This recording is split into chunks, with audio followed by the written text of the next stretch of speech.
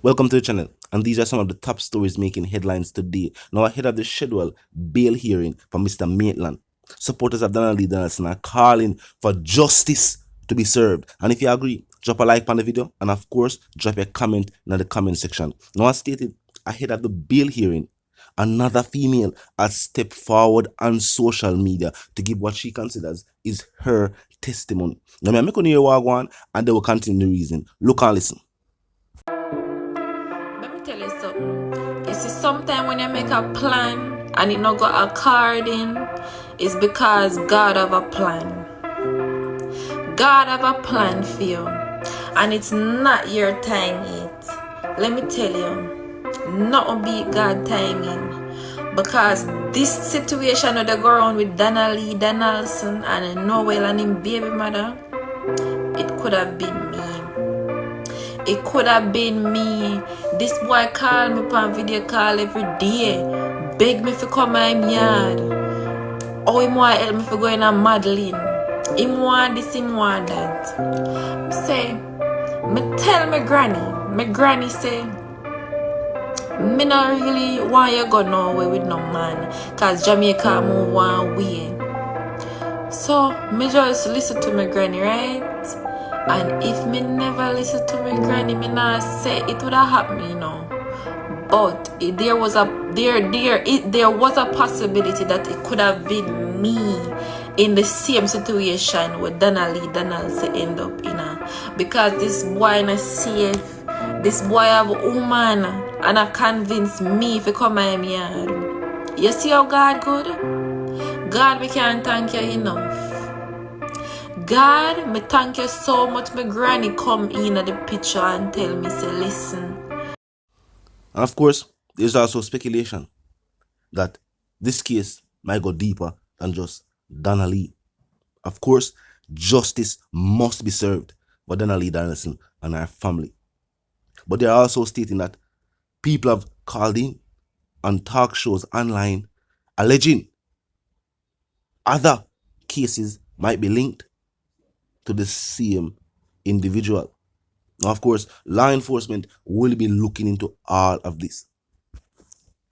And of course, Ms. Log made another post directly to Mr. Maitland again, stating that the hour her daughter left, received a call, and was taken to where the main suspect resides. She also pointed out the fact that it has been 2 months now. Justice must be served. Now, on to the other stories making headlines today.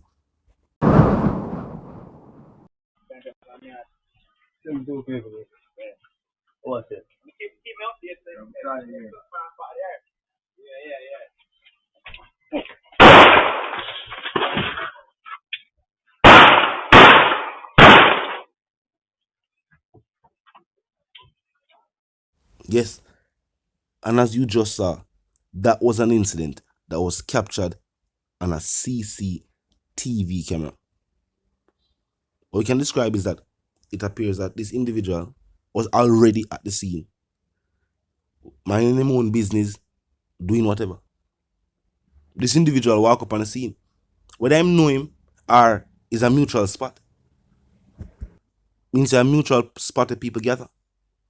So maybe anybody can walk up, or maybe somebody we know.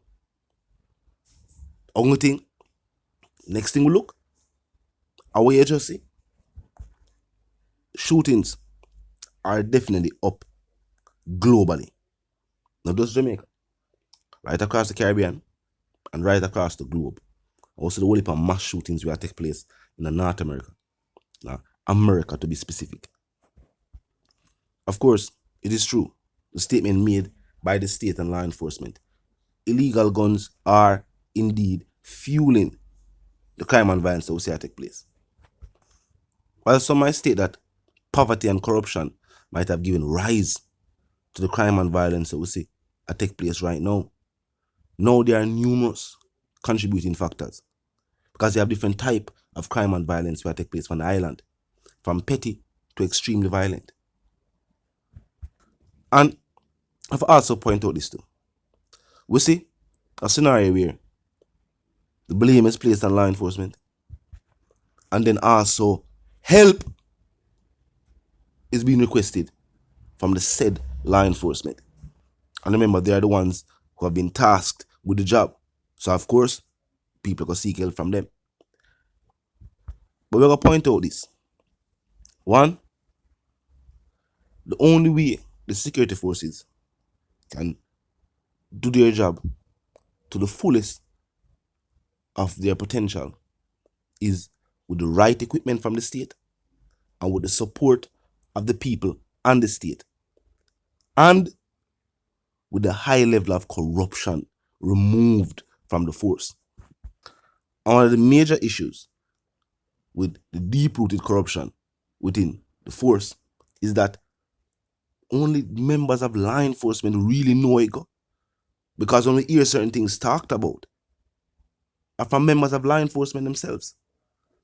Civilians wouldn't really know. The majority of the scandals we hear taking place with law enforcement members, they were outed by other members of law enforcement.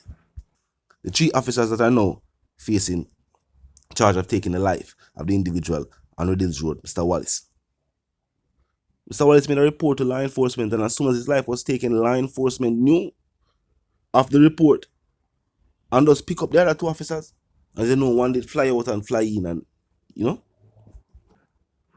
I've heard Mr. Adams, a decorated, celebrated, and respected member of law enforcement. And we hear him talk about the corruption point blank. Officers and members of the security forces are also overworked and underpaid. But you know the reason why they are overworked and underpaid? Because the levels of crime and violence is high. And the economy is not generating as much as it could be. Not just should be. Because it can be wishful thinking if you say, right, it should be a certain type of way. But when you know for a fact that with the resources available and the simple development needed, the country could have generate billions. Jamaica became famous for the herb. And the state is still making it easier for individuals overseas to get involved in the business of the herb. When the people who made the country famous for the herb are the man them in rural Jamaica, man them in the bush, and just do what them do. Why them never make it easier and accessible for those individuals who they are already in the game just become legitimate? So that's each one could have tell the next one say, so you cannot simply go register and do this and do that and, become legitimate. And actually pay taxes and be a contributing part of society. But that wasn't the aim. The aim was they were hoping individuals would leave all the way from their country just to come to the island out there and invest all their millions for grow them herb there. Why? When technology is so advanced and them can grow them herb in their own country and supply the demand that is already there, the state of it backward, it appears. And then we have a talk about the wharves. We have a talk about entrepreneurs and the fact that there are a lack of jobs on the island. How will thinkers, ones with the funds needed, invest and create jobs for others when it's hard for import and export legitimate goods? So the man them grow a thing in Canada named asparagus. It only grow during certain months during the summer. And say as long as the sun and the sky is a thing will just continue growing, you can cut it and walk off, literally, and come back and see it grow again. You tell me say a crop like this wouldn't be something good for grow in a somewhere tropical, somewhere that doesn't see winter, and if the market already exists for this product, and with the connections we already have as a country to Canada, you tell me say we couldn't get into the production of that and try to get into the marketing of that and then create the awareness that local farmers know that that is taking place. It's almost like the people who are in charge of spearheading the growth of the country now pre the growth of the country. They might pre the growth of already existing sectors. And that is good. That is good. We're not nothing wrong with that. We have to also facilitate the growth of other sectors because we know a multiple income streams do it. So the insight of the people already have now. The master the state can't also look on tourism and backside because artists and entertainment are generating millions and billions of dollars in overseas currency at that. So if you talk about foreign investment, why is there no investment in the entertainment sector? Remember, people fall to the island not just for the beaches. Them fall for the culture and the cuisine. So if we are a thriving entertainment scene, you know, feel like more tourists would fly out to the island. I say, look to me. Tell me if you agree. Or if you feel like, no, that wouldn't make more individuals visit the island. If we had a safer Jamaica and a thriving entertainment scene. Seeing that tourism is one of Jamaica's biggest sectors. You don't feel like that would be in the best interest of even tourism? Talk to me. Tell me if you agree. A majority of hotels, I think every other night, every night for certain big hotels, there's local entertainment. Whether it be dancing, whether it be somebody who come do music, you know what I mean? And every hotel have a club. Every resort, no hotel. Take it out of your mind, not every hotel. Take it out of your mind. Take something out of your mind. But every resort on the island, them know say entertainment is a part of what bring the people to the island.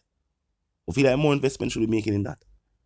Agriculture, we already know the investment in agriculture, they even from just at international level, just for the security of or the food security of the island.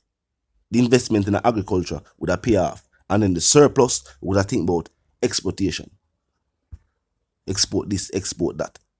But we still have a domestic avenue for agriculture.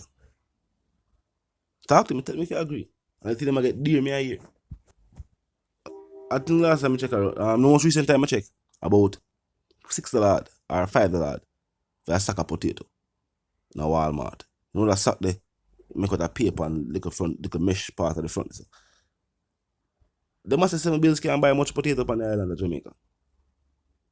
Keep in mind though, Canada grows potato whole heap. But them fair grow potato whole heap a year too. Only to hear that a large percentage of the potato grown in Canada is also exported to where? Jamaican island. And to the reason again, click the subscribe icon, then the bell icon, put it on all, and this is how you know you'll be notified of all fresh content as soon as fresh content is uploaded and made available for you. Now until the reason again, my sentiments for you and yours, of course, want to live, love, and prosper. And for to stay tuned.